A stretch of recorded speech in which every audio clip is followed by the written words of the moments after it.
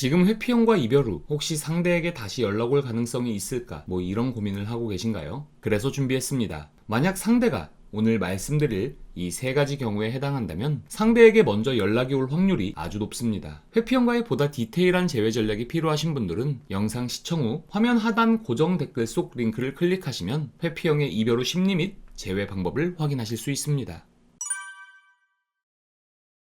회피형과의 이별을 경험해 보신 분이라면 공감하시겠지만 그들과의 헤어짐은 항상 많은 물음표를 남기며 많은 사례에서 헤어지는 이유조차 납득하기 어려운 경우가 대부분이죠. 그래서 답답한 마음에 연락을 해볼까 하다가도 괜히 더 관계를 악화시키는 건 아닐까 하는 생각이 들기도 하고, 근데 마냥 기다리다가 그 사람이 나를 완전히 지워버리면 어쩌지? 라는 불안함도 생기실 텐데요. 이런 걱정과 불안함을 해소해 드리고자 회피형 제외 성공 사례만 100건 이상 경험한 임상심리사로서 실제 이별 후 먼저 연락 올 가능성이 높은 경우 세 가지 상황에 대해 말씀드려 볼게요.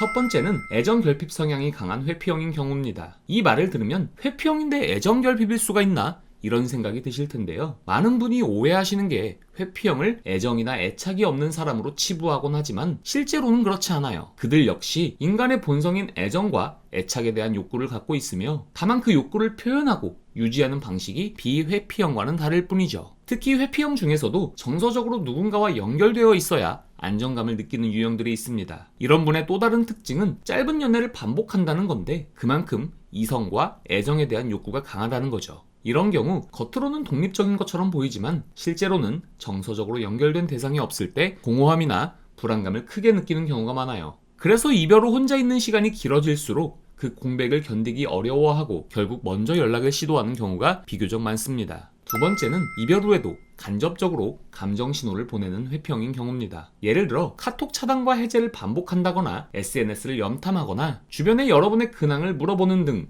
마치 내 주위를 맴도는 것 같은 신호를 보이면서도 상대가 직접적인 연락은 하고 있지 않은 경우 조바심을 조금 내려놓고 연락이 올 때까지 기다려보는 것도 좋습니다. 이런 행동은 마음 한편으로는 여전히 상대가 신경이 쓰이고 미련도 남아있지만 다시 관계를 시작했을 때 생길 감정적 부담이 걱정돼 선뜻 다가가지 못하는 상태일 수 있어요. 특히 본인이 이별을 통보한 입장이라면 먼저 연락하는 것이 자존심 문제로 느껴지거나 다시 관계를 시작할 확신은 부족한 상태이기에 스스로를 통제하고 있을 가능성이 있죠. 즉, 겉으로는 이별을 받아들이는 것처럼 보여도 실제로는 감정을 완전히 정리하지 못한 채 여러분의 주위를 맴돌며 여러분의 동태를 살피는 상태인 셈이죠. 물론 상담을 진행할 때는 이런 행동 하나하나에 과도한 의미를 두지 말라고 말씀드리지만 그렇다고 해서 모든 신호를 무시할 필요는 없어요. 적어도 일정 기간은 상대가 감정 변화가 행동으로 나타나는 과정일 수 있다는 점을 열어두고 지켜보는 것도 좋습니다. 마지막 세 번째는 이별 당시 서로 충분히 생각을 정리할 시간을 갖지 못한 경우입니다. 겪어보신 분들은 아시겠지만 회피형 성향의 사람들은 갈등이나 문제 상황을 바로 해결하기보다 일단 거리를 두고 혼자 생각을 정리하려는 경향이 있어요. 그래서 감정이 복잡해질수록 대화를 통해 풀기보다는 스스로 정리할 시간을 필요로 하죠. 하지만 상대하는 입장에서는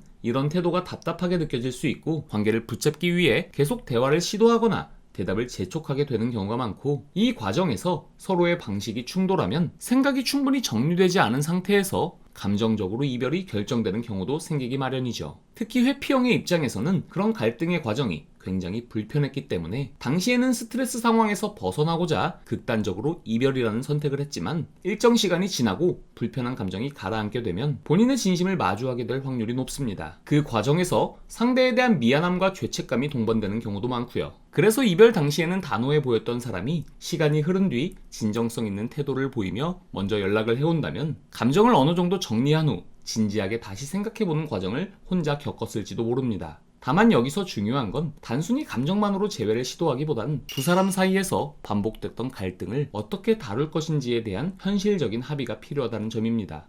이 부분을 정리하지 않으면 같은 문제는 다시 반복될 가능성이 높아요.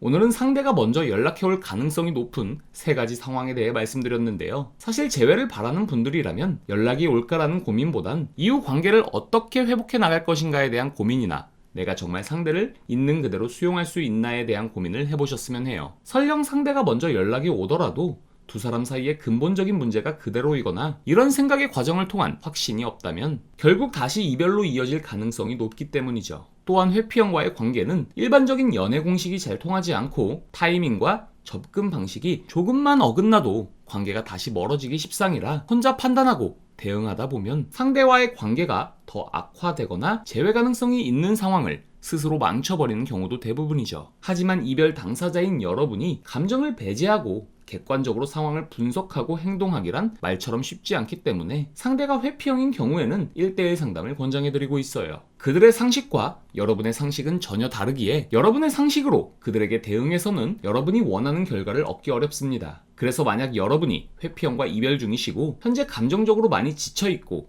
불안함과 초조함에 하루하루를 힘들게 버티고 계시다면 혼자 감당하지 마시고 아래 고정 댓글을 먼저 확인해 주신 후 1대1 상담을 신청해 주세요. 국가공인 임상심리사로서 여러분의 개별 상황에 맞는 디테일한 재회 솔루션을 제시해 드릴게요. 여건이 안 되시는 분들은 구독과 좋아요를 누르신 후 회피형과 관련된 다양한 인사이트를 확인하시고 재회를 위한 전략을 반드시 구체적으로 세워보시고요. 부디 여러분이 소중한 기회를 감정적으로 대응해 날려버리지 않길 당부드리며 오늘 영상 마칠게요. 시청해주셔서 감사합니다.